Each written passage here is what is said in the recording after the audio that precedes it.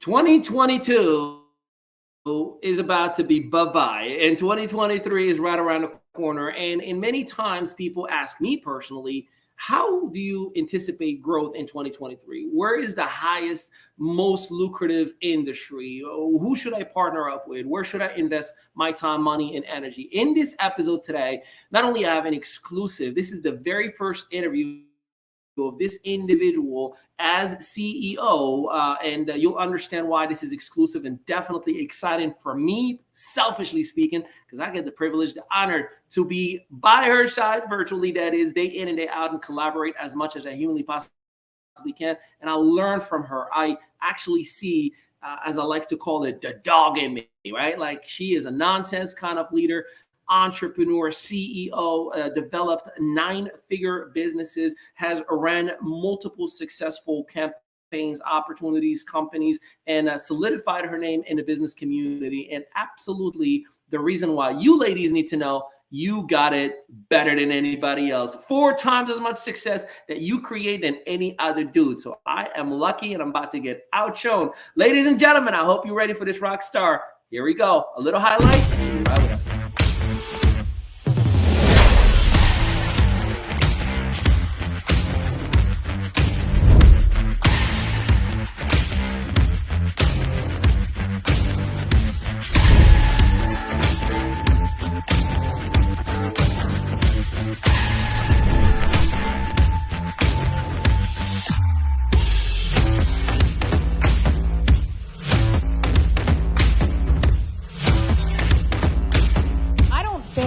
People that know me, if one thing you should know, we don't fail.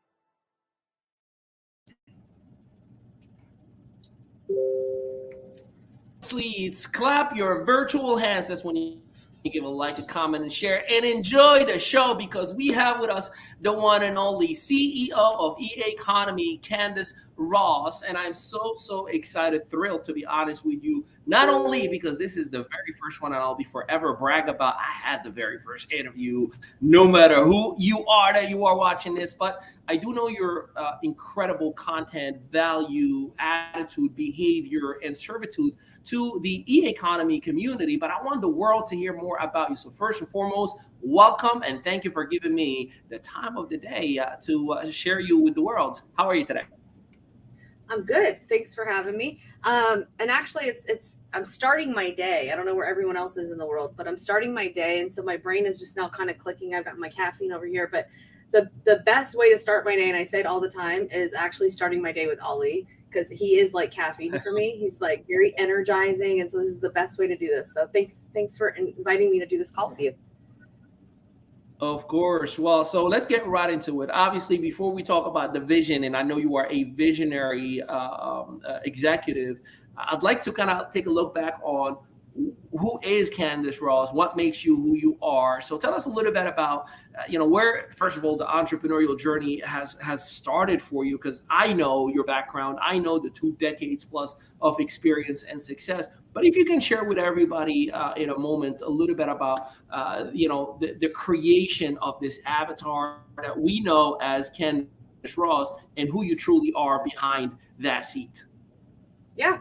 I actually grew up in an entrepreneurial household. My grandfather, and I'm not going to spend too much time on that, I'll kind of fast forward, but my grandfather was an entrepreneur. He was a high school dropout, and he went on to be the vice president of American Greeting Cards. He went on to retire he did business consulting for a long time and ended up being appointed U.S. bankruptcy court trustee. He was just probably one of the most intelligent people I've ever met, and I really was inspired by him growing up. And so I kind of always knew that I never wanted to work for someone. Everyone was always excited to go to college, and, they wanted to do this, and they knew exactly what they wanted to do. And I had no idea what I wanted to do. I just knew I didn't want to be capped, income wise. And I wanted to go to work when I went to work. And those are just kind of the stipulations that I laid out for myself. And I was introduced to network marketing like a lot of people at a young age. And I thought, how cool is this? It's almost like a franchise. You have the ability at a low buy-in to just franchise a company that's already been put together, and you just build your own business. And I thought that was really, really interesting concept. So I got involved, and I learned quickly, like a lot of people, that I was not going to become a millionaire in the next, the first year. And to be honest, I was never very attracted to the idea of write down your friends and family, let's get them in a room and let's show them stuff. Right. I didn't feel comfortable with that because, for one, even at that young age, I knew that there were millions of people that wanted to do what I wanted to do, but it didn't mean that any of them were a part of my friend base or my family. Like, I understood, I didn't know at the time that was, target marketing, but I understood there was a target out there, and I had to figure out how to get in front of that audience. And so, I just thought, wow, the internet, there's got to be a way that I can find these people that want to do what I do. And I just got to figure out how to use the internet to find them, And so I did a lot of research, and I found some programs that were going to teach me how to build funnels. I actually was introduced to Russell Brunson a long time ago, before ClickFunnels was ClickFunnels. And so I learned how to make funnels. I got involved with another company called Empower Network a long time ago. Some of you may know what that is. Some of you may not. But at the time, Empower Network actually paved the road for a lot of digital marketers out there. It was the one company that had such a low buy-in, had such income potential on their compensation plan. The two gentlemen that owned it were very young and energetic and had such a vision. And they just put together this amazing platform that taught you how to build sales funnels, how to do blogs.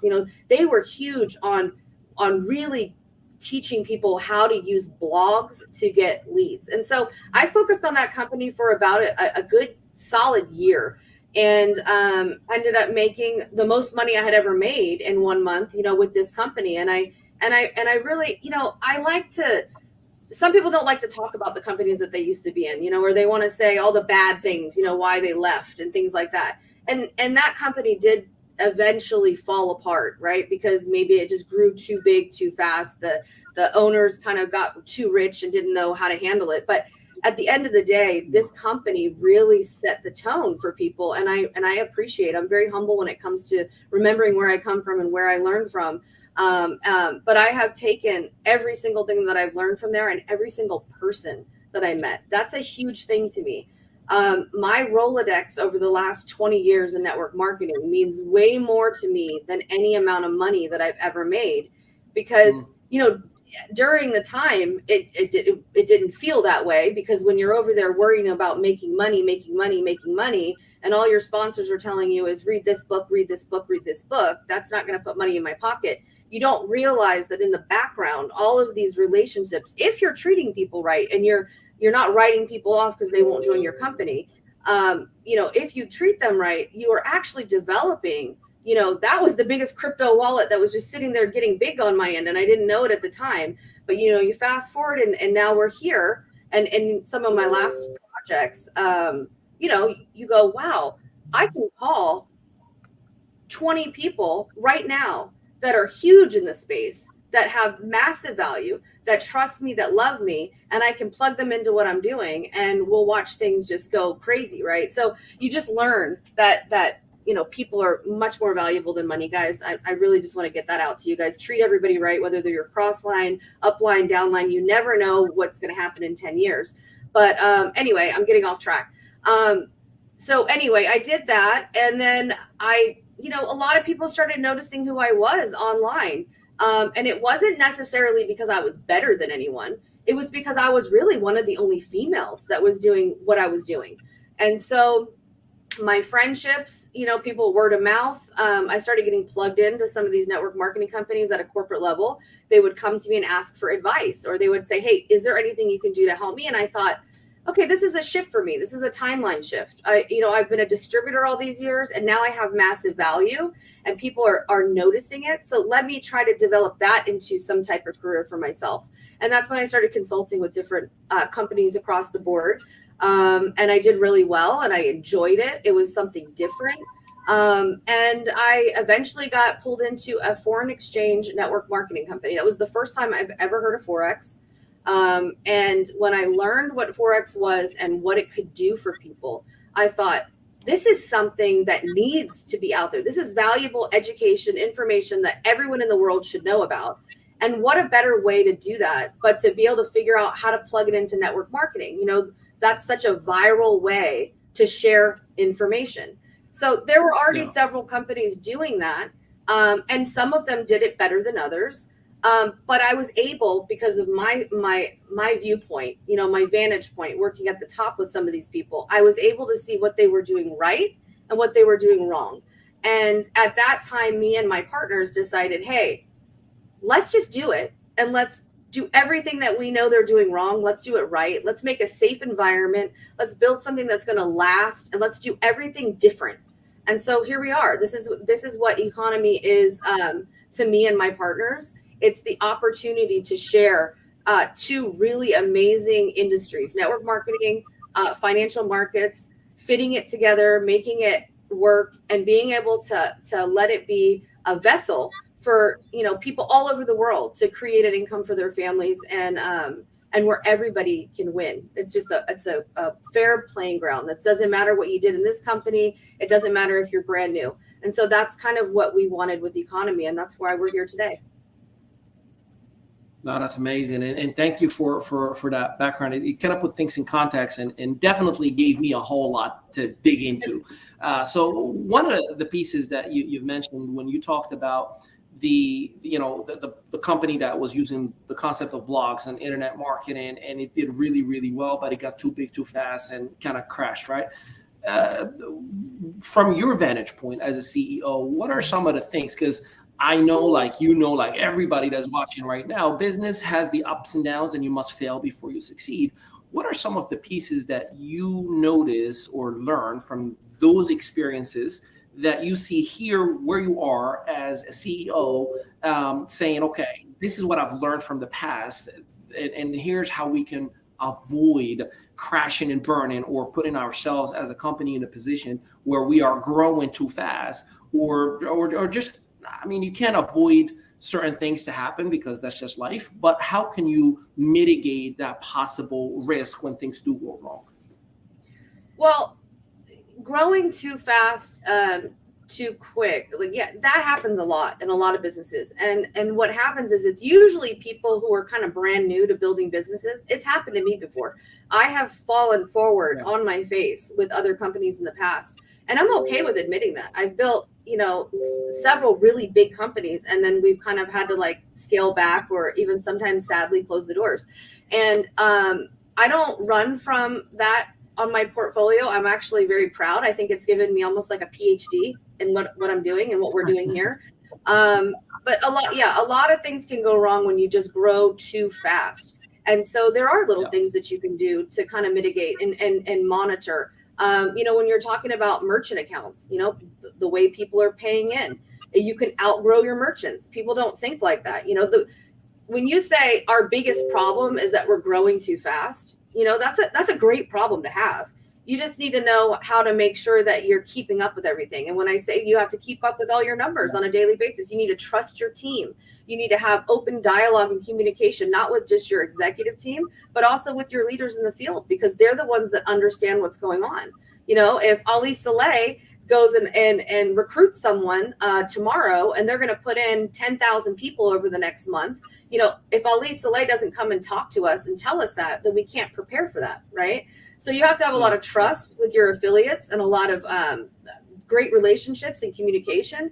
And then there's just checkpoints in the background where you just always have to make sure that, you got the merchants to bring in the sales. You got to make sure you got a way to pay your people. You got to make sure that you got the servers to protect everyone. And you got to make sure that you have enough support team. So you're just constantly growing everything at a rate that follows your volume. And so it's a little bit of a dance, and it is a little bit of a technique, but as long as you have everybody that you trust everyone on your team, and you guys have a solid system with communication, that's not a problem.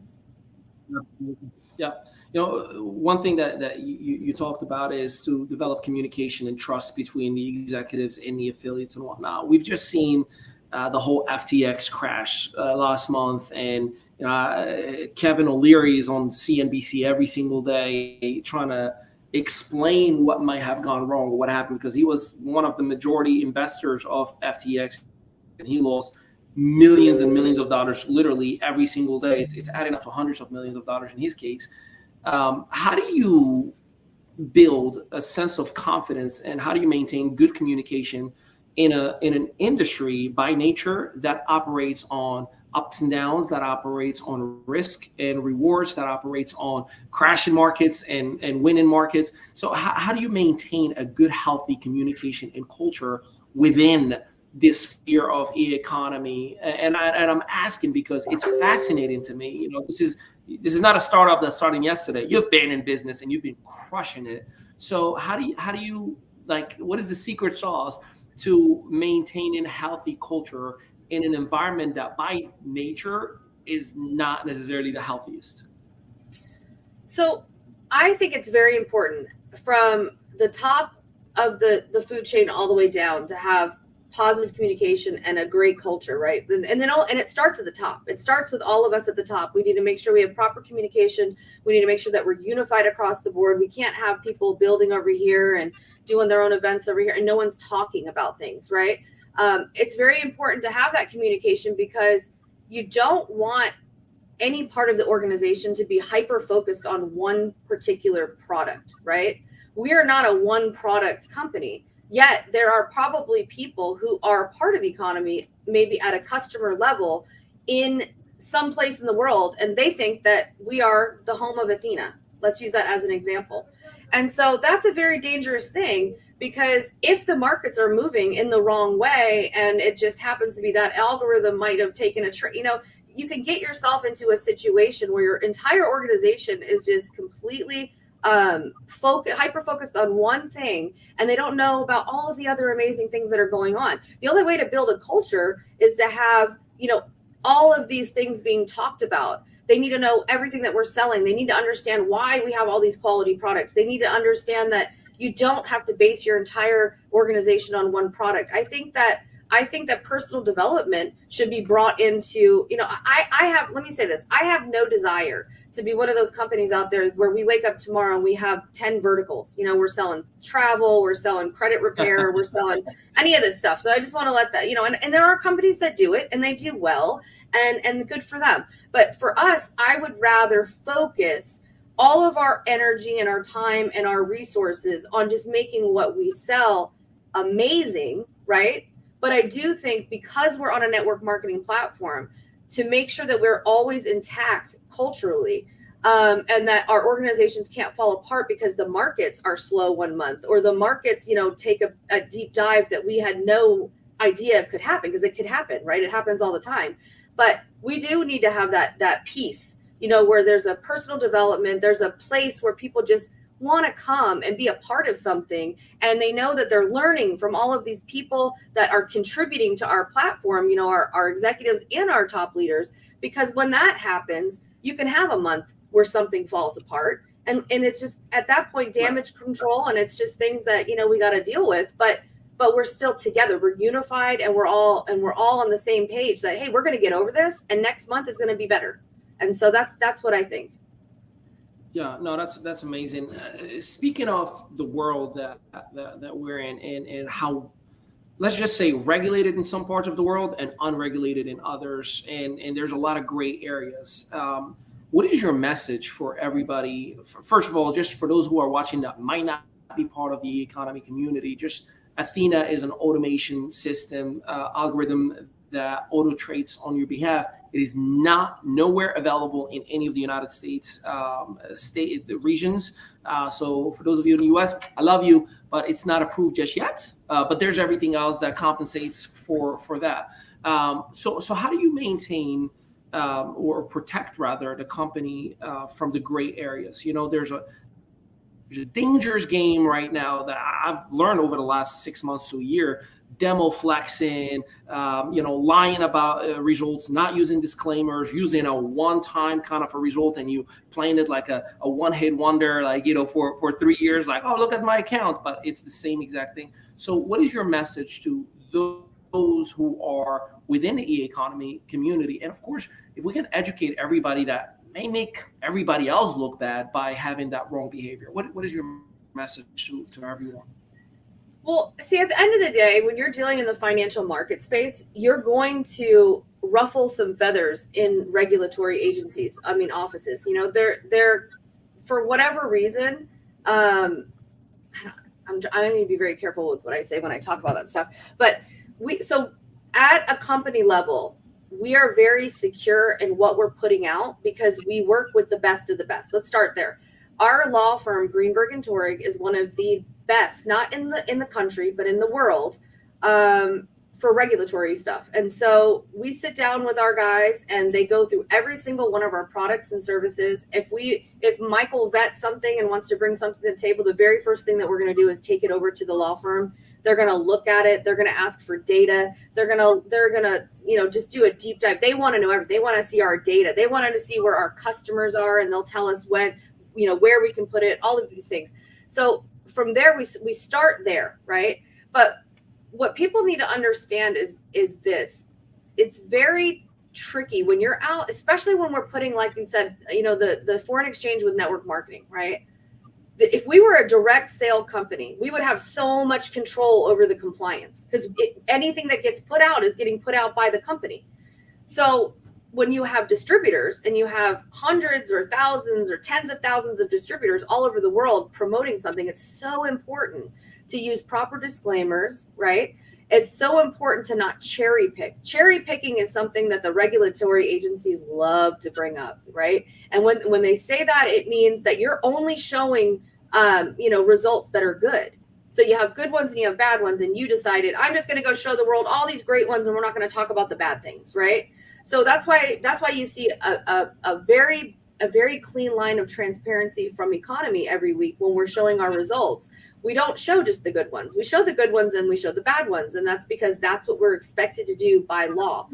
So we expect our affiliates to act the way that we're acting, right? We need to use our proper disclaimers. We need to make sure that we're not cherry picking. We need to make sure that we understand automational tools are just not accepted in the United States. I wish they were, but they're not. And if we made any kind of exceptions for anyone, what could happen is we're just inviting the U.S. government into asking questions. And when you have lifestyle included in Forex, right, you've got these top leaders that are making tons of money, and then they're flexing not just their FX books, but they're also flexing, their new cars and their trips to Dubai, and there's nothing wrong with that. I hope that everyone is enjoying all their trips to Dubai and they're enjoying their life, But you have to be very careful with what you're sharing online, because when you start sharing like that, you are definitely asking the regulators to start looking into you and asking, hey, let me see your IRS, let me see your taxes. Hey, let me see that. So you guys got to be really careful with all that stuff. Yeah, no, that's spot on. Okay, so let's get into here, now, and today. Last week, just about a week ago, you've been officially named. Obviously, you've been a co-founder and co-creator of the whole company since its inception, but you've taken over as a CEO. And if you can share with us some of the visions that you have for e-economy and what you are envisioning as an industry as a whole in 2023. Yeah, sure. I think that one thing I'd like to say is I don't want anyone to think that, I'm stepping into this role and then all of a sudden now it's like, I'm going to just change everything and I've got these visions and we're going to just do all these things. Because one thing that the vision and the mission of Economy has not changed, and it will not change, right? It's always been that we want to be a global company. We want to affect the masses. We want to be able to provide a sense of education and the ability to make money for everyone all across, the world. And we want to do it safely, compliantly, and be here for a long time. So none of that has changed.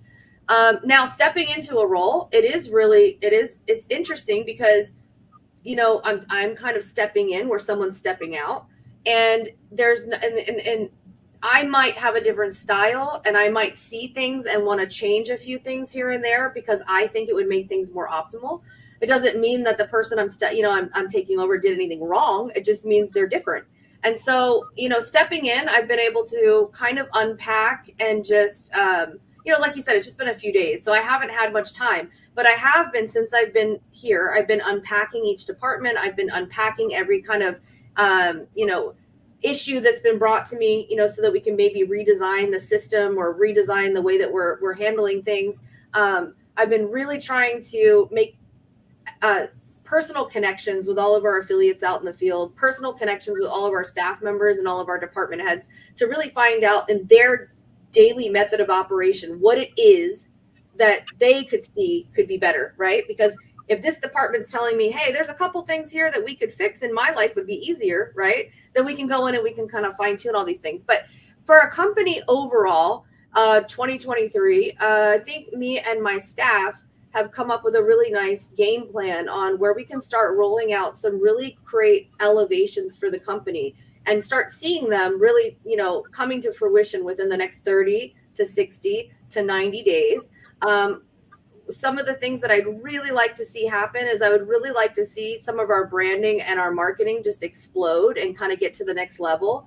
I'd really like to make sure that all of our communication is more dialed in, not just within our teams, but with the world. And also, we're going to be doing things like more virtual events and more things where we're really, like I said earlier, unifying, pulling in the different organizations in all the different countries, our staff. We want to be viewed as, I don't want to sound so cliche, but like as a family, like more family, right? I really want to feel that. I want to feel that people are not against each other and trying to cross recruit and trying to, like all these issues in the field. Like everybody should be helping each other. We're all set up to win. It's not hard to build this compensation plan, especially when you have the products and services that we have to offer. So yeah, just some fine tuning across the way. But eventually, by the end of the year, I want to have like a complete overhaul in the company. Let's get a new website. Let's get a new back end. Let's get, new communication. Let's just get some really, I'd like to really dial in the tech. And I know Mike is with me on that. We're a tech company. And so we want to get on our apps and we want to get all kinds of, our onboarding system. We want to make that a little bit more personalized and things of that nature. So yeah, we got a lot of things ahead of us that we're going to be working on, and I'm super excited to roll it out to everybody in phases. No, that's awesome. So I have a game, and I intentionally don't ever prep anybody for. It's called the hot seats. So I want you to clear your mind. I throw a word at you, and you got to give me the fastest thing that comes to mind. But before we play that game, I just want to remind everybody: make sure you visit eaconomy.com. So just like the economy, but with an A for academy, eaconomy.com to learn more on the movement that really is making the biggest noise right now in this profession that I'm privileged, excited not only to be part of this journey. I have the privilege to be the vice president of business development, and I genuinely see a very, very, very, very bright and impactful future in Eaconomy. So check us out. Also, Candace, is it appropriate to let the world know about the promo that just got announced yesterday until the end of the year? Did you want to drop that? Maybe just RFX promo? Yeah, we have a RFX promo that we dropped for our members only. So if you're not a part of Economy, you have to find someone to join just to be a part of it. But it's definitely worth it, guys. I'm telling you. And I'm sure you're going to see a lot of, social media presence on this, because our members who are diving into it are going to be, floored with how well this product actually works and executes. But we have our RFX trading room, which is two guys that do complete education, live trainings, signals. They've been absolutely killing it. They're just doing phenomenal. And you know what? If you are not a part of Economy and you know someone in Economy, ask them for some of the past results from this group. But we have made that channel completely free for all of our members for the next 30 days. Just kind of like a happy holidays to everybody. Really want to showcase these guys that have been doing such phenomenal work. But yeah, I encourage anyone who's not a part of it, get a part of it and get in this group, because you'll probably make enough money. I shouldn't even say that. See, that's bad. Disclaimer. you can make a lot of money just being a part of a free group. And I think that everyone should, RFX to the moon. There we go. Love it, love it, love it. All right, I hope you are ready to rock and roll and play with us. So we got 10 magical words for you, and I'll make it easier for you. They were generated as you were talking. So, it's not anything that you didn't cover already. So I'll give you the word, and you gotta immediately, whatever comes to mind. You ready? Am I just giving you like another word, or am I giving you like my thought? Whatever comes to mind. You can give me a word. You can answer whatever comes to mind. You make up the rules. I just give you the word. You ready for it? Okay. All right, let's go. There we go. MLM. Fun. Family. Love. Regulations. Scary. Failure. Not an option. Social media. Viral. Success. To each their own. Communication. Mandatory. Impact. Global. Impact globally. CEO. Leading from the top with integrity. That's what I think of. And last but not least, Economy. To the moon. We got this. We're going to take Economy to the moon in 2023. Seriously. So I'm excited, you guys. I'm actually very excited. I do want to say this. So I stepped into this role, and I'm going to tell you this right now. I wasn't expecting this. This is like something, that I was actually in my mind, right? I love Economy, but I trusted my partners, and I'm just like, you know what? They're going to do their thing, and I'm going to hit semi-retirement, and I'm just going to let them make money, and I'm just going to watch, and I'm just going to love this thing from the back. And so this is definitely a little bit of a change in my brain, right? In my expectations that I had for what I saw Economy, how it was going to be run and who was going to be running it. But at the end of the day, I'm very excited. This is not something that, I don't want to do or that I had any fear in doing. It's just life, things happen, and here we are, and this is what was best. And I honestly think that, that we're going to do amazing things. I'm just so excited. And I'm so excited that everyone has actually been very welcoming to me, and the transition and just the feedback that I'm getting, not just from my staff, but from the field. It looks like we're all in alignment with excitement, and that makes me very happy. So I'm very excited. We're going to get a lot accomplished this year, and we're gonna kick ass. I love it, and I'm very grateful that you're giving me the opportunity to ride the journey with you. And for all of our viewers, our community, staff members, happy holidays, Merry Christmas, Happy Hanukkah, Kwanzaa, whatever you celebrate, may it be an amazing season for you. I am just jacked out of my mind, and I cannot wait to see your vision come into fruition. So again, thank you so much, Candace. I'm sure you're seeing all the love that everyone is sending towards your way. And we will be making a whole lot happen soon. So stay tuned, everybody. Visit eaconomy.com. Make sure you contact one of the members if you want to take part of this journey. You too, between now and the end of the year, can have the RFX service absolutely included for free.